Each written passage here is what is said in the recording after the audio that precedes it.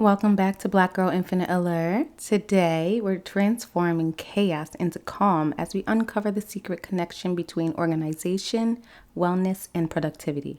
Are you ready to reclaim your space and your peace of mind? Let's dive in. Welcome to Black Girl Infinite Allure, the podcast where we embark on a journey to a beautiful life together. I'm Jay Ebony, and as a Black woman navigating the complexities of lifestyle, relationships, and finances, I'm here to share insights, stories, and inspiration. Let's explore, grow, and thrive together. Enjoy the show.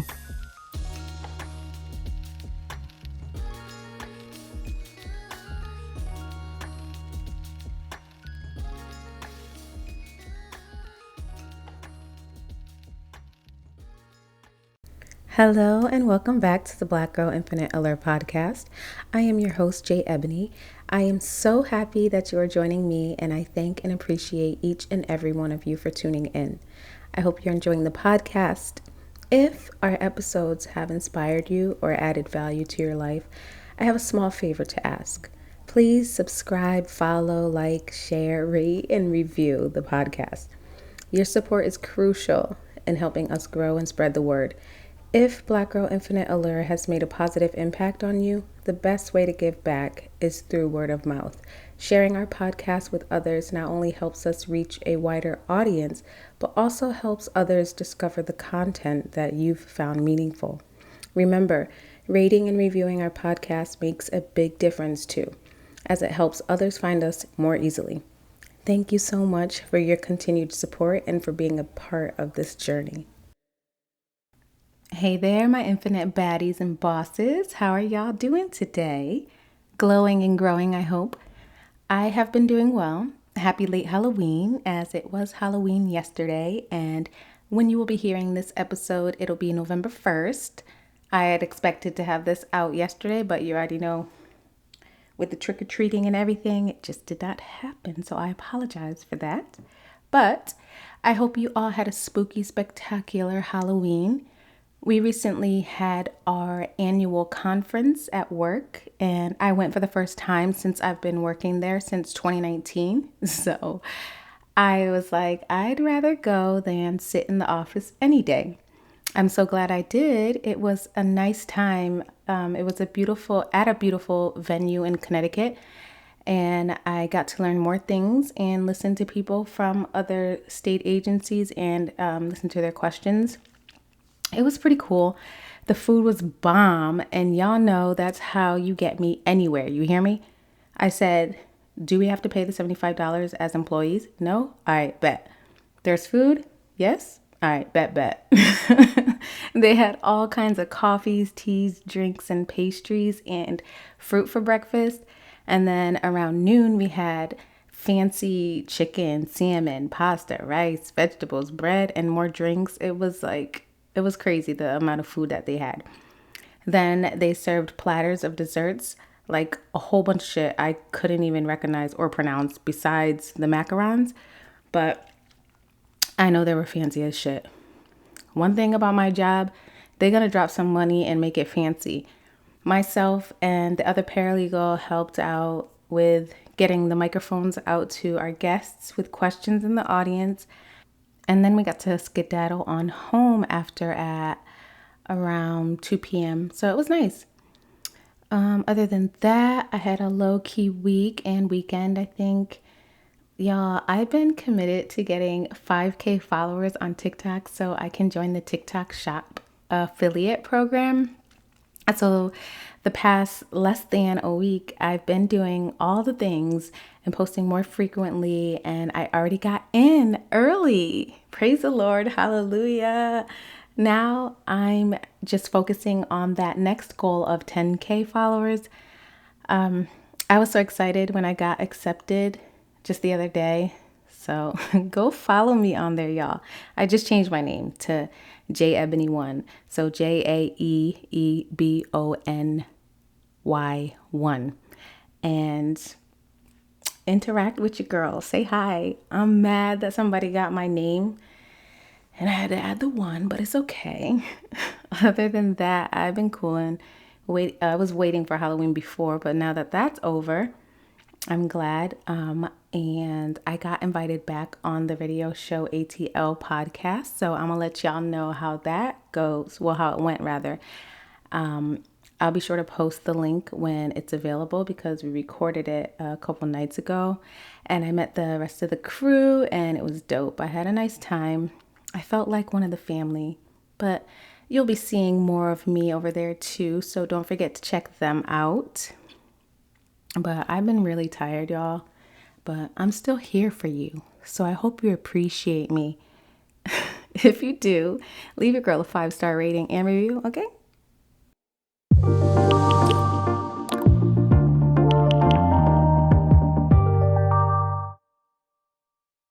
So, I want to talk about something that I have taken notice of.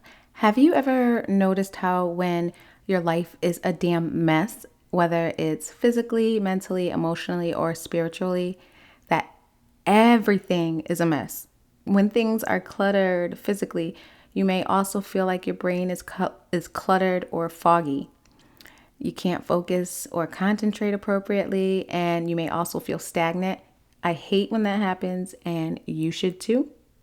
So, what are some areas and ways we can organize our lives to help with some of that decluttered mess? Well, you have come to just the right place because I got some ideas for you. So, the first area is home organization. This one is the first one. And y'all, you know what? Matter of fact, pause this and go get you a pen and paper or take out your notes app on your phone. I'll wait. Okay, you good? All right.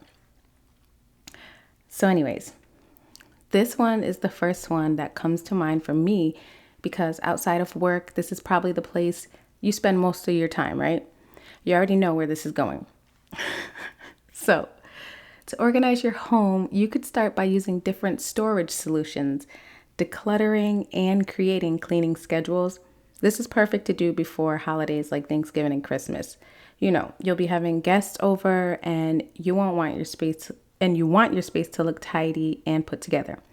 I personally have the kids go through their rooms to get rid of clutter before Christmas, especially toys that are broken, that they've grown out of, or just don't use. I always say Santa ain't bringing more gifts and toys if your room is already still filled up with crap. Luckily, they won't have to do their rooms for Christmas this year because I just had them do this right before the school year started. But this is still a great time. And then for storage solutions, you can use labels, bins, and shelving to keep things nice and organized. If you have a small space, this is where you have to get creative and use what you have. Simple as that. And when I talk about decluttering, that means to get rid of stuff that no longer serves you. It's just sitting there collecting dust, taking up space, and keeping the energy stale and stagnant. I did some of this with my stuff toward the end of the summer as well by selling some items. I still have more that I want to sell, and there are a lot of clothes and shoes I want to get rid of. I'm really trying to revamp my wardrobe and make like a capsule wardrobe, but so far I've been letting go of things I don't wear as I come across them. I'm not paying attention to the clothes where I'm thinking, oh, when I lose this weight, if I gain this weight back, or when this and that. Nope, I'm not wearing it now. It's got to go. I want to be so minimalistic with my items moving forward, but I have to take it one day at a time because I be trying to go hard and then go through burnout. But I'm tired of all this stuff. Lastly, cleaning schedules can be broken down into tasks that are completely on daily, weekly, and even monthly routines. Like certain days, you may do the bathrooms, bedrooms, kitchen daily, one another, whatever. And keep the bathroom clean daily too. And the kitchen, of course. I mean, you got to do your little daily stuff. Weekly or monthly could be certain deep cleanings, you know what I mean. I drive myself crazy with cleaning because I clean the bathroom and kitchen, living room, and bath. I already said that. The bedroom daily as needed. I don't want no funny business. The deep cleaning is more for the weekend. preferably. I know my kids hate to see me coming on a Saturday morning, but they also have their daily chores written on a whiteboard because I need all the help I can get. But do what works for you. The second organization area is time management. You didn't think this one was coming, did you? Because I didn't either.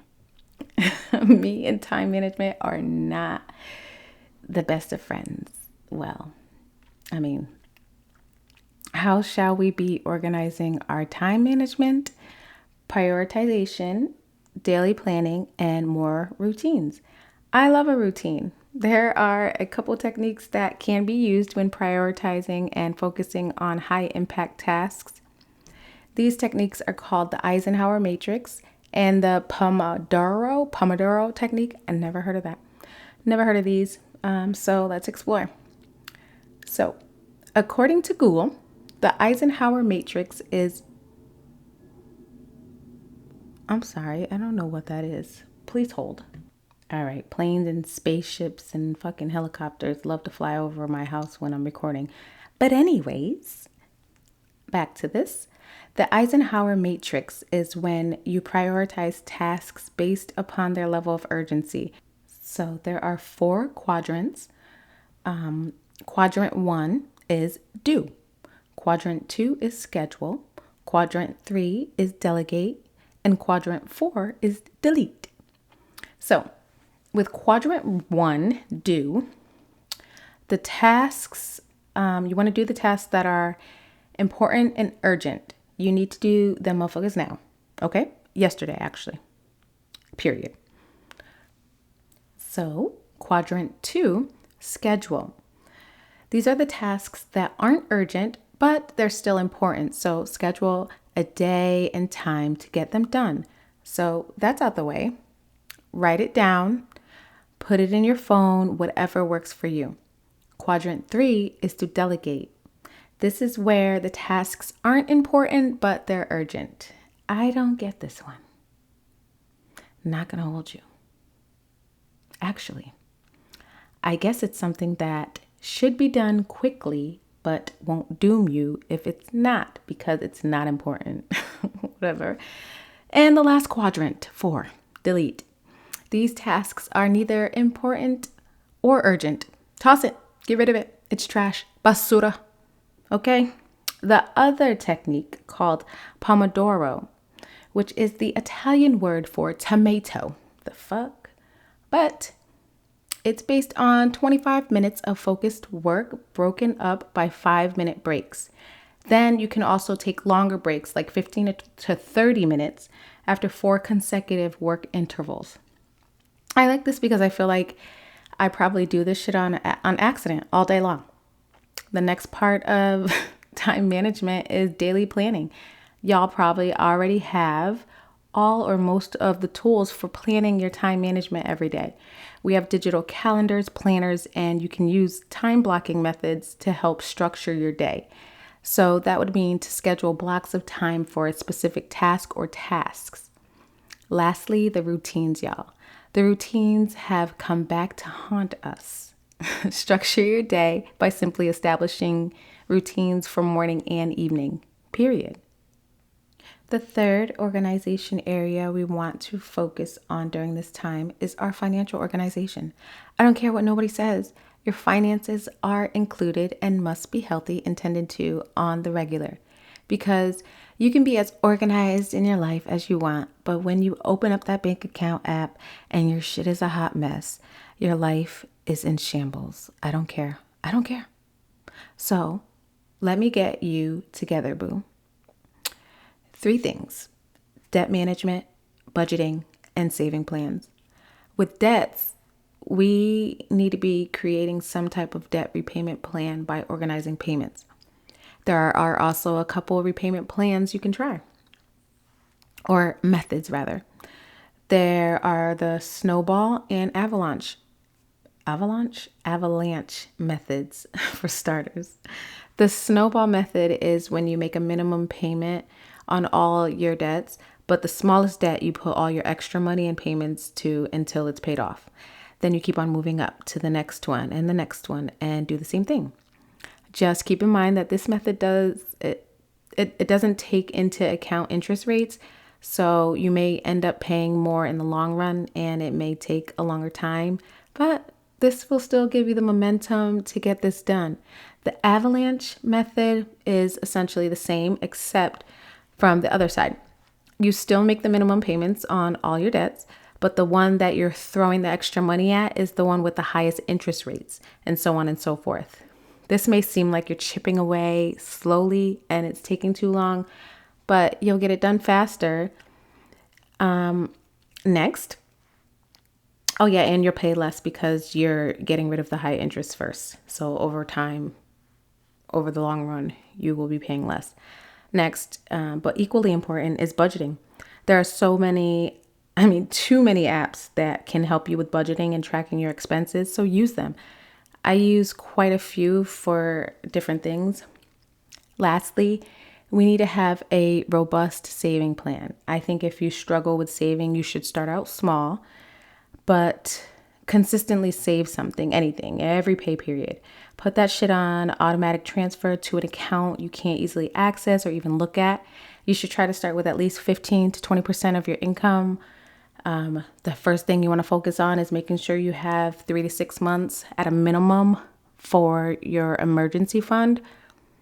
And then once that is fully funded, you can kind of dial back and then start on other things like maxing out your retirement accounts and an IRA once that's done. And then you can start adding more into your emergency fund if you want, but I wouldn't keep more than a year in cash. And your emergency fund should be in a high yield savings account, so that you can access it, and then everything else should be invested. But we can go more into that type of stuff if y'all want to hear that kind of stuff in the future. Let me know. The fourth category is mental health and wellness. Y'all already know this is my thing, and I always say that if I didn't have this in my bag, I would be all types of messed up about every single emotion that comes through. So we will just talk about 3 things that we can do, which you always hear about on this podcast because I will die on this hill. Boundaries, self-care routines, and goal setting. In your personal and professional life, it is crucial to create healthy boundaries and say motherfucking no. I say no and I don't feel bad. A lot of people don't want to deal with the feelings they get when they say no because they don't want the other person to feel a type of way. Well, if saying yes to you means saying no to myself and that I'll be in a rough spot, I don't feel bad. Sorry, not sorry. Fight me on it. And any awkwardness I may feel will only last a second. I'm just saying. You ask me for money I'm not willing or I'm unable to give away, that's a no for me, dog. I consider all money transactions as gifts because I may not get it back. So if I can't afford to give it to you, I can't do it. Because one thing I'm not going to do is transfer from my savings to my checking. And no. Boundaries. Don't let people at work treat you any kind of way and get in your personal business either. Make that clear. Boundaries are so necessary and endless. I can stay on that topic all day long. How much time you got? Hit me up. But next, self-care routines. I ain't even got to talk about this because y'all already know. You know exactly where I'm going with it. We need to be making scheduled daily time for our journaling, meditation, and other mindfulness activities. Whatever works for you. We should be making it a part of our days, just like we make stopping a Starbucks part of our day. Just like we make getting a daily car wash part of our day. Just like we make scrolling on social media part of our day. Now I'm going to do all that, which is why my ass says to myself, okay, bitch, make sure you schedule that mindfulness activity just like you do everything else. It's important, y'all. Lastly, goal setting. You have to use what works for you on this too. Something that is going to help you stick with it. Examples are manifestation practices, vision boards, or SMART goals to help you get clarity for both personal and professional aspirations. And I looked this up. SMART means specific, measurable, realistic, and time bound. So I think the key here is to get specific and really lay it out. A lot of people love vision boards. I spent a lot of time making one in 2020 and I haven't made one since. I still have it and I look at it every day. But I just feel like some of these other methods have worked better for me. So do what works for you. The fifth organization category is our physical health. 3 ways to get this in order are to focus on an exercise routine, meal planning, and sleep hygiene. So our weekly fitness routine should include flexibility for rest and variety, or we're not going to do it. Sometimes we forget to factor in rest, and that is a recipe for disaster because we want you to prevent burnout. I want to prevent burnout. I struggle with a workout routine because my work routine is hybrid, so every week isn't the same. Now I know that I should have already scheduled a workaround for this, but it is still so hard for me. All my life, I had to fight. No, all my life, I've been used to being able to have the same workout schedule, if I've had one, Monday through Friday at least. I want to have the same workout schedule Monday through Friday, but I'm consistently reminded that I have to make a shift to remain successful. Really, it shouldn't even be that hard because it's not different daily, but just weekly on a rotating basis. So I have to really crack the code in this slow ass brain of mine that this is how I have to do it with my current hybrid schedule. So shut up and be consistent. I'm talking to myself and y'all, actually.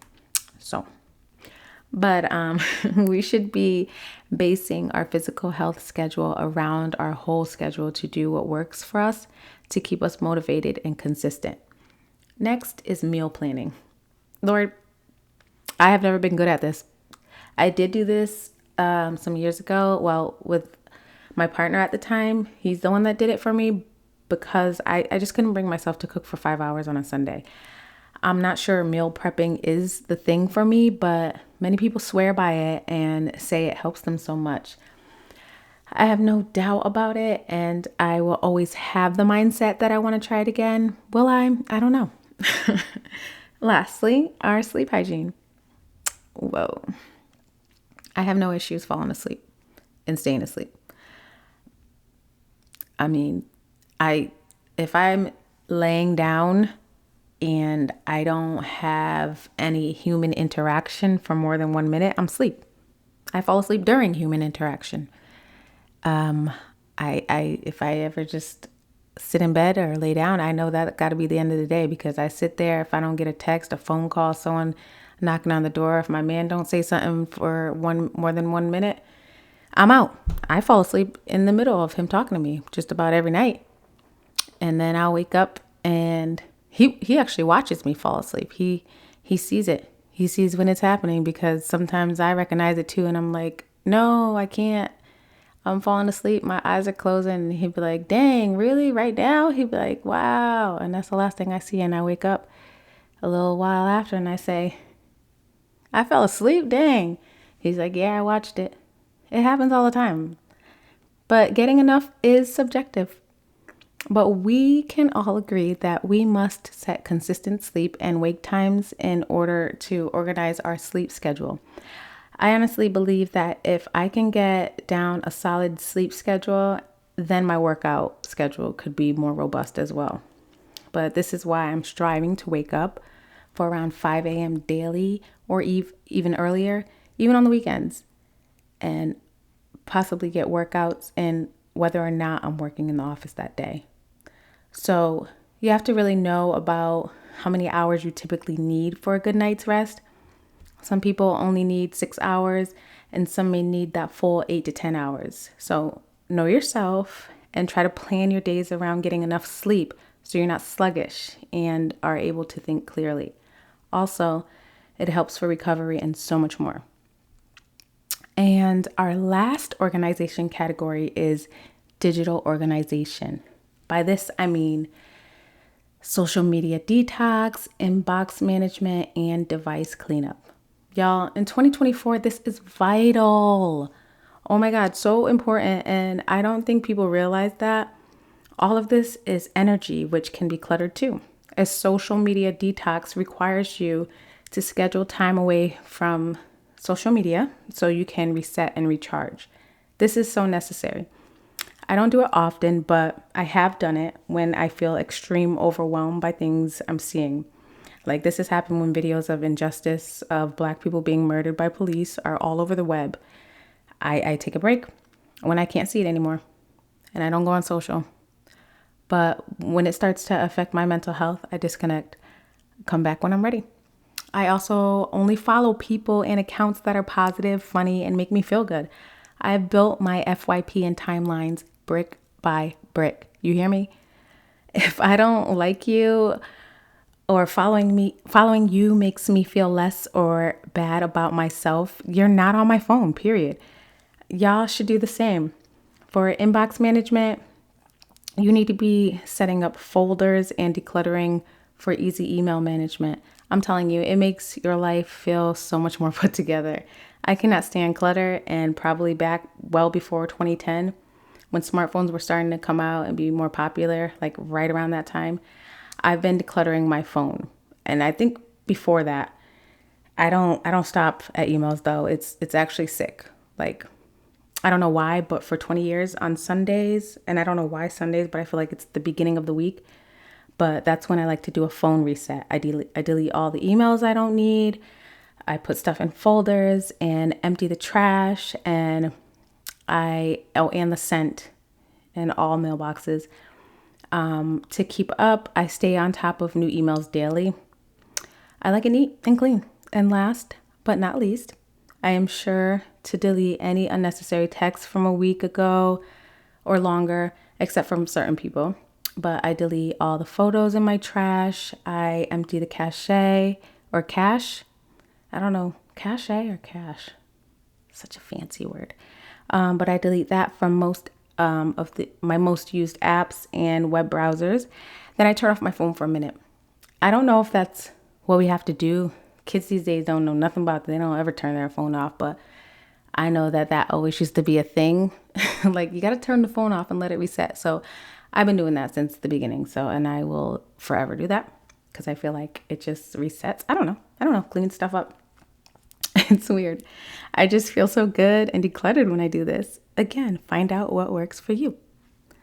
Okay, so that's all I have for you this week. I know, I'm sorry. I can't go on forever. But I hope you found this information helpful and will implement these organization tactics in your day-to-day life. Don't forget to follow us on Instagram at Black Girl Infinite Allure Podcast and let me know what you think of this episode. Also, let me know what tips you've tried or plan to try.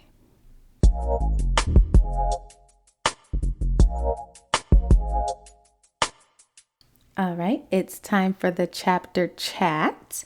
So this week we are talking about a book I read called Invisible Sun by Kim Johnson. I read it from December 7th of last year to January 5th of this year. So it took me about 30 days. I listened to it on Audible. I was at the top of my new reading journey, so don't judge me for how long it took. But the book was good. It takes place in COVID times, so it was very relatable and almost reminiscent, for lack of a better word. So this book was about a Black male teen named Andre. He spent 6 months in juvenile and comes back home, well, mainly with his grandparents to stay out of trouble and just do what he has to do. COVID hits and they're experiencing the same things that we all have during COVID, or at least know of people who have shared similar experiences. He has these fellow Black neighbor friends, and I think one of them is Asian, but they live with their foster parents who are white and upper middle class. He finds out stuff about them that is questionable and tries to find out what also happened to his friend who supposedly ran away. And he's trying to find out the truth while trying to dodge a probation officer that is seemingly racist and on his ass, trying to put him back in juvie. It's a good read, and I give it a 9 out of 10.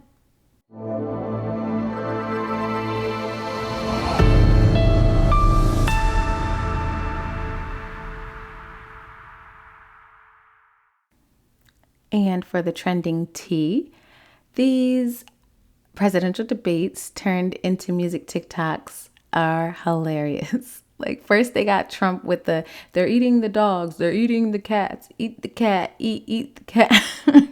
Hey, but now they got the Joe Biden's asleep. Kamala is at a dance party with Beyonce.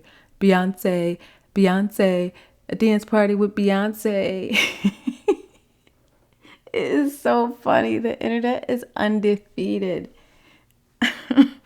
But other than that, I really haven't heard nothing much else besides the same stuff that's been going on, the food recalls, the election, the fall of Diddy in Hollywood, and stuff with Russia and Israel, etc. I'll let y'all know if there's anything else in the coming weeks for sure that I want to discuss. And for our last segment, the Allure advice, I want you to create a sanctuary. So designate a specific area in your home as a personal sanctuary, whether it's a cozy reading nook or a serene workspace. Keeping this space organized and filled with items that inspire you fosters creativity and tranquility and also allows your inner allure to shine. A well curated environment not only enhances your mood, but it also serves as a constant reminder of your personal style and essence. So that's all for today. On the next episode, we'll be talking about how to capitalize on long work commutes and utilize them to your benefit. These tips will help with other long commutes, not just related to work, but it could be little trips or whatever. So watch out for that upcoming episode next time. Stay well, be good, and take care of yourselves. If you've enjoyed this podcast, please take a moment to like, share, and leave a review. It greatly supports our growth. I'm dedicated to expanding our community of like-minded individuals who pursue boundless beauty in every aspect of life. Take care, and let's keep reaching for infinite allure together. Until next time.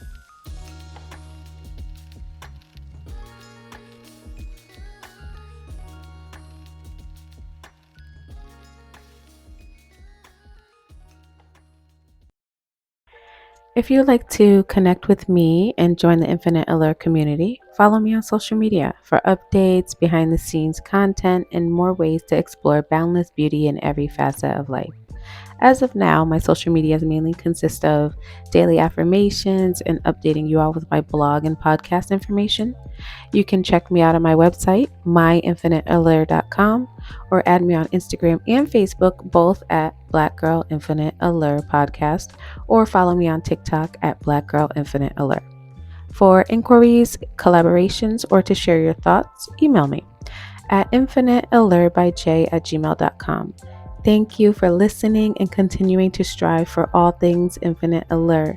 And remember, I will also have this information in the description box.